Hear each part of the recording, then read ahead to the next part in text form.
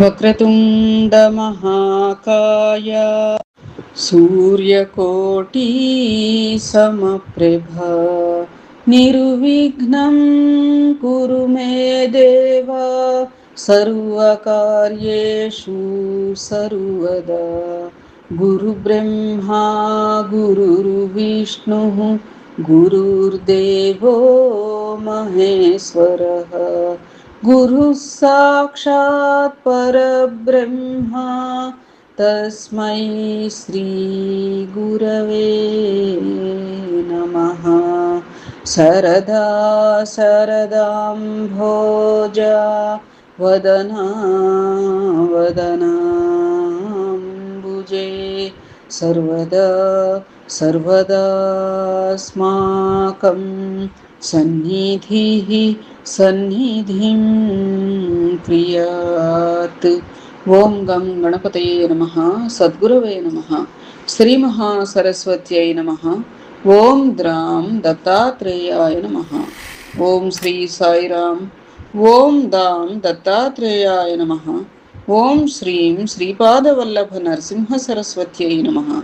శ్రీ అక్కల్కోట స్వామి సమర్థ లీలామృతం 32వ అధ్యాయ ప్రారంభం. విద్యాసాగర. శ్రీ స్వామి సమర్థులు సర్వాంతర్యామి, సర్వ హృదయములలో ఉండేది వారే, సర్వులు వారి స్వరూపాలే. అందరి మనసులలోనూ ఏమి ఉందో శ్రీ స్వామి వెంటనే గ్రహించేవారు. వారి జీవితాలలోని అతి రహస్యములను బయటపెట్టేవారు. వారిని శిక్షించి మంచి మార్గంలో పెట్టేవారు. ఒకసారి బరోడా నుండి ఆచారవంతురాలైన బ్రాహ్మణ స్త్రీ జానకీబాయి శ్రీ స్వామి దర్శనార్థమై వచ్చింది. ఆమె మడిగా వంట చేసి రోడ్డు మీద జనాన్ని తప్పుకుంటూ శ్రీ స్వామికి నివేదించడానికి వచ్చినది. ఆ రోజు భక్తులు ఎక్కువగా ఉన్నారు. చాలా కష్టముతో ఎవరిని తాకకుండా లోపలికి వచ్చి శ్రీ స్వామి ముందు భోజనమును ఉంచి నమస్కరించింది. శ్రీ స్వామి ఆమెతో, అమ్మా, ఇంత మడితో వండిన భోజనం మాకు వద్దు. ఆచారాలు అనాచారాలు మాకు లేవు. మేము ఎవరు పెట్టినా తింటాం. ఈ భోజనం తీసుకొని పోయి ఆ నాటకాలలో వేషాలేసేవాడున్నాడే, వాడికి ఇవ్వు, చాలా సంతోషపడతాడు అన్నారు. ఎవరికీ తెలియని తన జీవిత రహస్యం, వేషాలు వేసేవానితో తనకు గల సంబంధమును చెప్పిన శ్రీ స్వామి దివ్యవాణికి ఆశ్చర్యపడి వారికి నమస్కరించి క్షమాపణ చెప్పుకున్నది జానకీబాయి. సాయిరాం. ఆమె మనస్సులో, తండ్రి, ఇక మీదట నేను అలా ప్రవర్తించను, నన్ను క్షమించి రక్షించు అని ప్రార్థించినది. అప్పుడు శ్రీ స్వామివారు ఆమె తెచ్చిన భోజనం నుండి కొద్దిగా తీసుకుని నోట్లో వేసుకొనినారు. దానికి ఆమె చాలా సంతోషపడింది. శ్రీ స్వామి ఆమెతో, నీవు తెల్లబడ్డాక నిజమైన భక్తి నీలో ఉదయిస్తుందిలే అన్నారు. ఆశ్చర్యకరంగా ఆ రోజు నుండి ఆమె చేసిన పాపములకు శిక్షగా శ్వేత కుష్టు వ్యాధి వచ్చినది. నీవు తెల్లబడ్డాక అంటే ఇది చర్మ వ్యాధి. ఆ రోజు నుండే ఆమెలో శుద్ధమైన నిర్మల భక్తి ఉద్భవించినది. ఆ తరువాత చాలా కాలమునకు శ్రీ స్వామి దయతో ఆమె ఆ వ్యాధి నుంచి విముక్తి పొంది మంచి భక్తురాలు అయినది. బరోడా నివాసి రామశాస్త్రి డోంగ్రే శ్రీ స్వామి దర్శనానికి అక్కల్కోట వచ్చినాడు.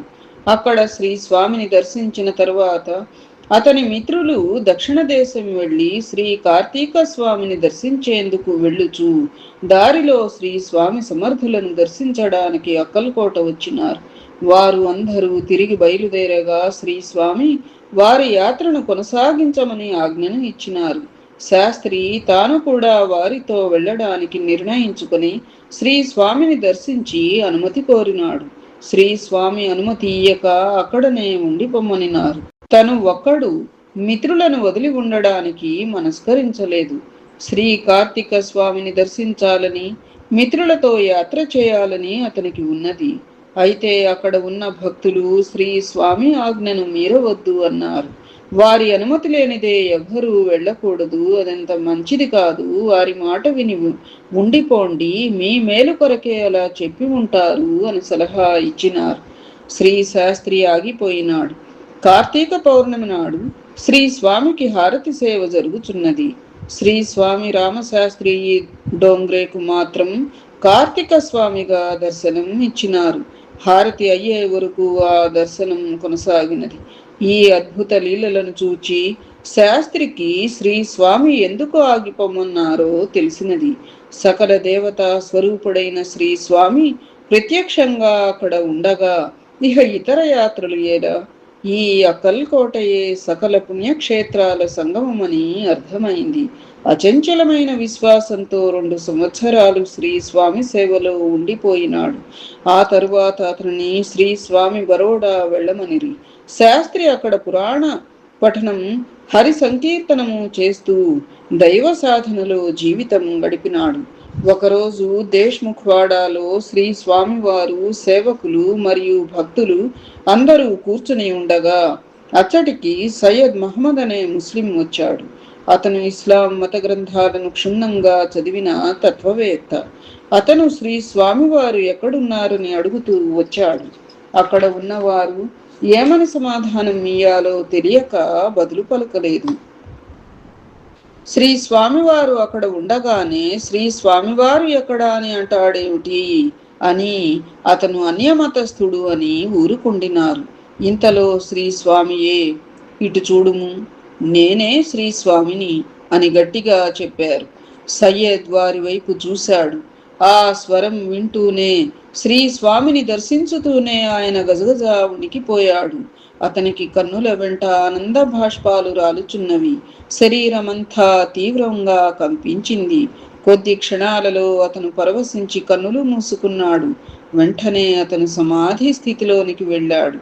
కొంతసేపటికి అతనికి బాహ్య స్మృతి కలుగగానే అతడు మోకాళ్ల మీద కూర్చుంటూ, శ్రీ స్వామి, నీవు సాక్షాత్తు హజరత్ అలీయే. ఇంతవరకు నేను ఎందరినో సాధువులను, ఫకీర్లను చూచినాను గాని ఇట్టి దర్శనం నాకు ఎన్నడూ కలగలేదు. నా జన్మ ధన్యమైనది. తాము ఇచ్చే ఆజ్ఞ ప్రకారం తమను సేవించుకుంటాను అని భక్తి పారవస్యంతో విన్నవించుకున్నాడు. శ్రీ స్వామి తదేకంగా అతని కేసి చూచి, నీవు హైదరాబాద్ వెళ్ళి అక్కడే నీ సాధన చేసుకో.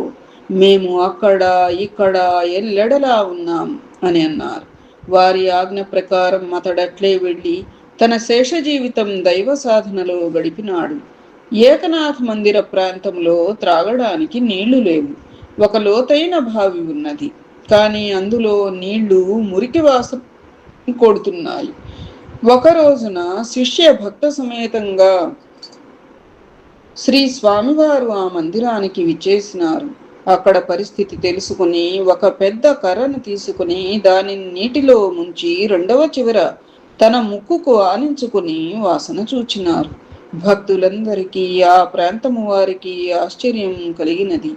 ఆనాటి నుండి ఆ నీరు స్వచ్ఛమై అందరికీ తాగడానికి పనికి వచ్చాయి. ఆ ప్రాంతములోని వారికి మంచినీరు కరువు తీరినది. సద్గురు అనుగ్రహంతో ప్రకృతిలో కూడా మార్పు జరగగలదు. వినాయకరావు కాకా సాహెబ్ అనువాడు బ్రిటిషు సర్కారులో దుబాసిగా ఉండేవాడు. అతనికి శ్రీ స్వామిని గురించి తెలిసినది. ఆనాటి మరాఠీ, ఇంగ్లీష్ పేపర్లో శ్రీ స్వామివారి గురించి వ్రాసినవి చదివి వారిని చూడాలని అతను అక్కల్కోట చేరినాడు. శ్రీ స్వామివారిని దర్శించి పాదాభివందనములు చేసినాడు. శ్రీ స్వామి వారిని చూచి ఆశీర్వదించి సముద్ర తీరాన నివాసం ఏర్పాటు చేసుకోమని సలహా ఇచ్చారు. కొద్ది కాలానికి అతను ఉద్యోగ విరమణ చేశాక శ్రీ స్వామివారు చెప్పినట్లు సముద్ర తీరాన గృహమును నిర్మాణం చేసుకుని జీవించసాగినాడు. ఒకసారి అతని భార్యకు తీవ్రమైన జబ్బు చేసినది. వినాయకరావు అక్కడి నుండే స్వామిని దయతో తన భార్యకు అనారోగ్యమును నివారించి ఆరోగ్యం కలిగింపుము అని ప్రార్థించినాడు. శ్రీ స్వామి వాని ప్రార్థనను ఆలకించి దయతో రావుజీ దీకా జాడేవళే అను వాని ద్వారా తన పాదుకలను పంపినారు. వానిని పూజించుచుండగానే ఆమె అనారోగ్యమంతా నివారణ జరిగి ఆరోగ్యం చేకూరునిది. శ్రీ స్వామివారి పాదుకలను సముద్ర తీరాన మహాలక్ష్మి అనే చోట ప్రతిష్ఠ చేశాడు. నేటికి వానికి దివ్యముగా పూజలు జరుగుతున్నవి. అనేక మంది భక్తులు వానిని దర్శించుచున్నారు.